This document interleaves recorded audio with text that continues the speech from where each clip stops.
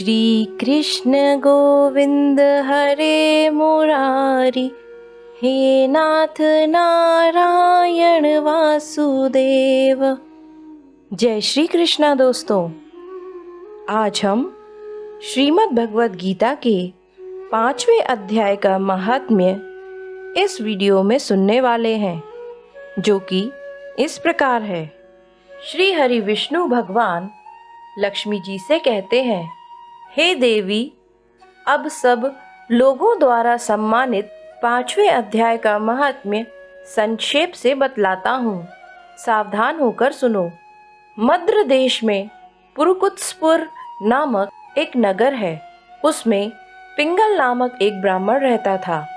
वह वेद पाठी ब्राह्मणों के विख्यात वंश में, जो सर्वथा निष्कलंक था, उसमें उत्पन्न हुआ था। किंतु अपने कुल के लिए उचित वेद शास्त्रों के स्वाध्याय को छोड़कर ढोल आदि बजाते हुए उसने नाच गान में मन लगाया। गीत, नृत्य और बाजा बजाने की कला में परिश्रम करके पिंगल ने बड़ी प्रसिद्धि प्राप्त कर ली और उसी से उसका राजभवन में भी प्रवेश हो गया। अब वह राजा के साथ रहने लगा और पराई स्त्रियों को बुला बुला कर उनका उपभोग करने लगा।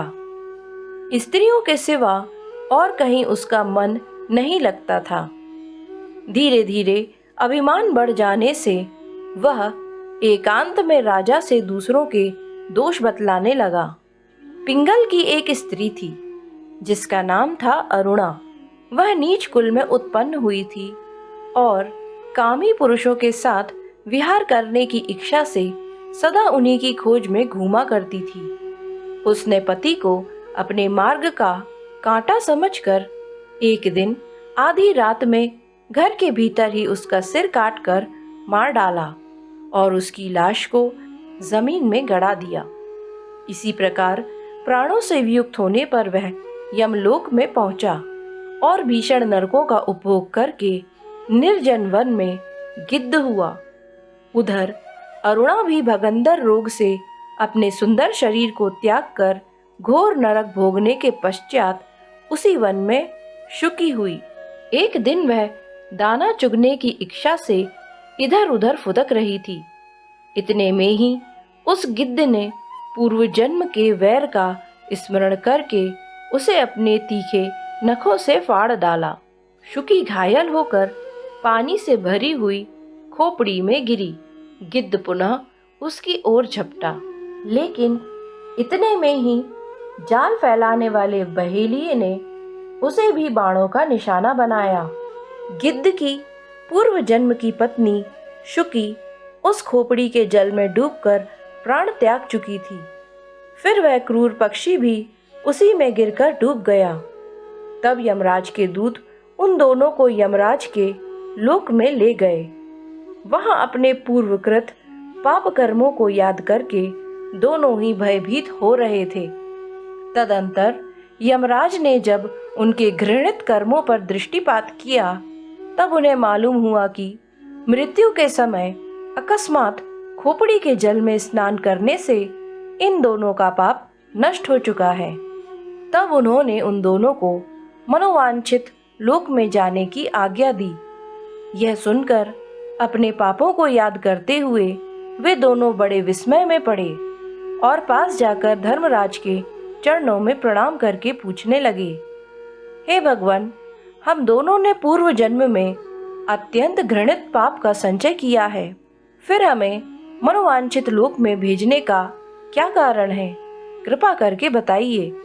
तब यमराज ने कहा, गंगा के किनारे वट नामक एक उत्तम ब्रह्म ज्ञानी रहते थे। वे एकांत सेवी, ममता रहित, शांत, विरक्त और किसी से भी द्वेष न रखने वाले थे।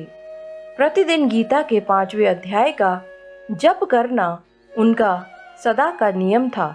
5वें अध्याय को श्रवण कर लेने पर महापापी पुरुष भी सनातन ब्रह्मा का ज्ञान प्राप्त कर लेता है।